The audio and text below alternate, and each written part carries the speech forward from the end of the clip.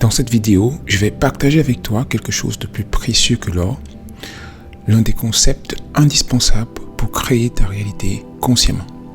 Salut à toi, cher abonné ou futur abonné de ma chaîne. Moi c'est Eric, j'espère que tu vas bien et que tu te portes en pleine forme. Alors, si tu es nouveau sur cette chaîne, sache que je parle essentiellement de développement personnel, de transformation de soi et de création de réalité. Allez, sans plus tarder, on y va.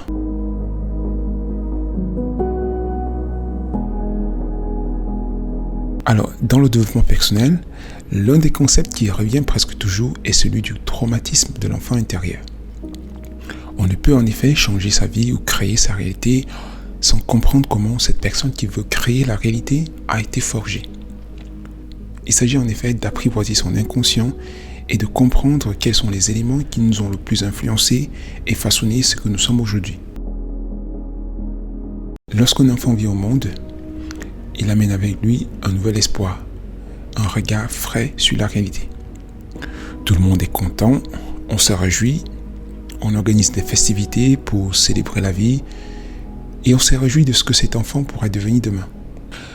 Le paradoxe, c'est que très vite, l'environnement dans lequel il va grandir va inconsciemment agir pour l'amener à éteindre sa lumière et le fait renoncer à ce qui le rend unique. L'environnement va l'emmener à adopter une vision de la vie, des façons de faire et d'agir qui ne lui sont pas naturelles. Alors au départ, il va bien sûr résister, mais ça ne va pas marcher. Ensuite, il va commencer à prétendre, à jouer le jeu, à se camoufler comme tout le monde pour éviter le contraste. Cependant, à force de prétendre, il va finir par devenir tel que l'environnement le souhaite.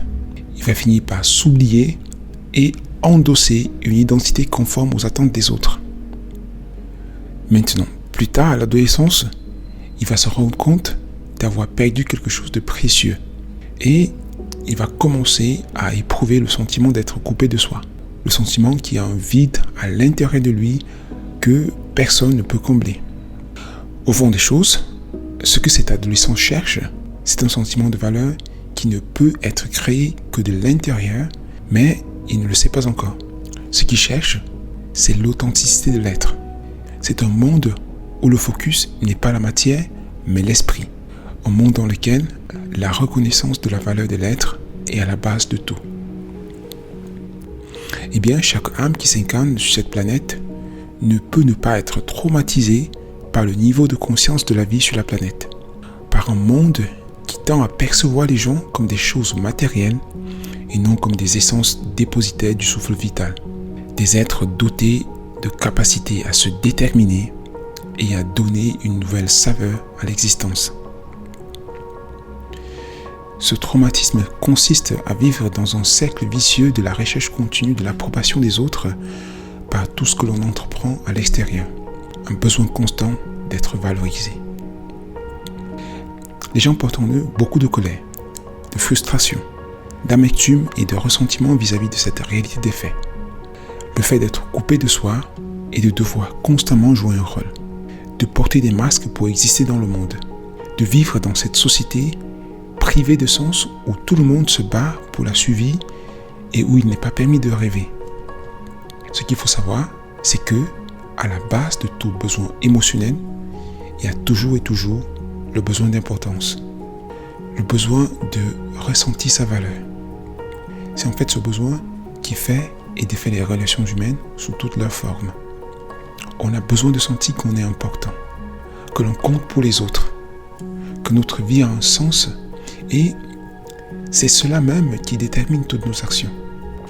Le problème fondamental, c'est que dès l'enfance, on en vient à croire que notre valeur dépend du regard des autres et à partir de cet instant, nous commençons à forger une identité qui dépend totalement de comment est-ce que nous sommes perçus.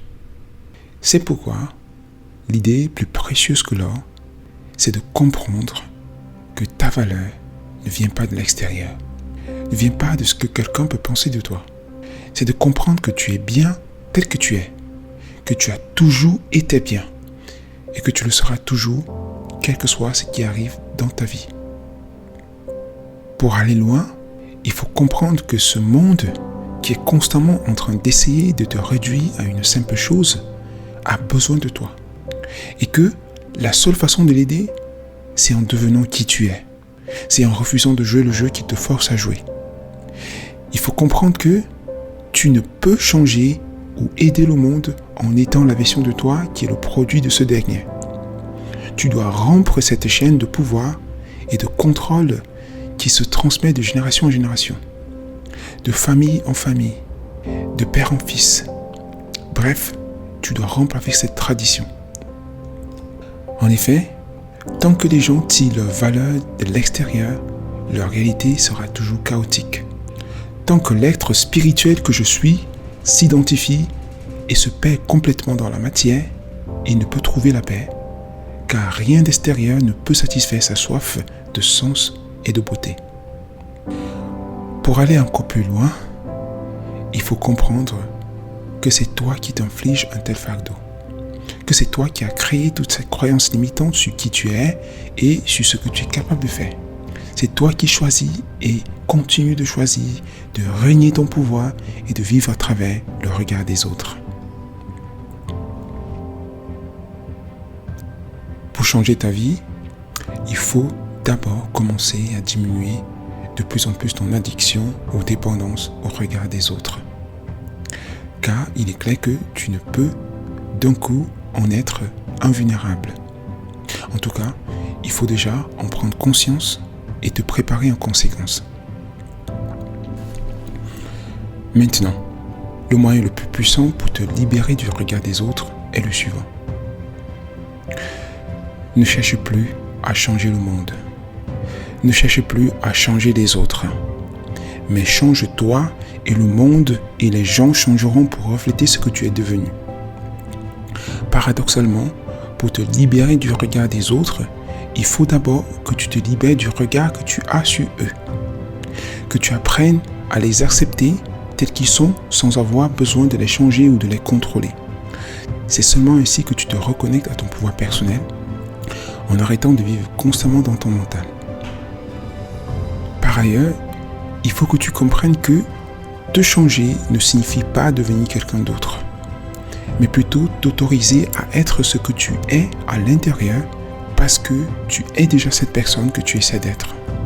Il faut juste apprendre à lui faire confiance de plus en plus, à avoir le courage de laisser briller sa lumière, et bien sûr, ça demande du courage. Bref, tu dois être le changement que tu veux voir dans le monde. Tu dois incarner la réalité dont tu veux faire l'expérience si tu veux la manifester dans la réalité. Comment ? Eh bien, je l'ai déjà dit. 1. Prends conscience et réduis ton addiction à la validation des autres. 2.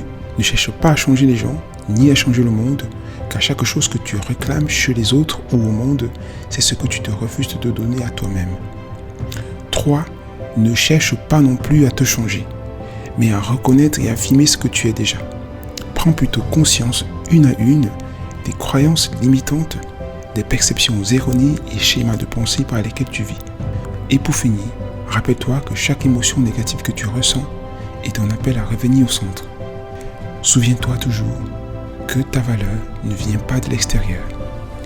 Et choisis toujours de vivre à partir de cet état de conscience.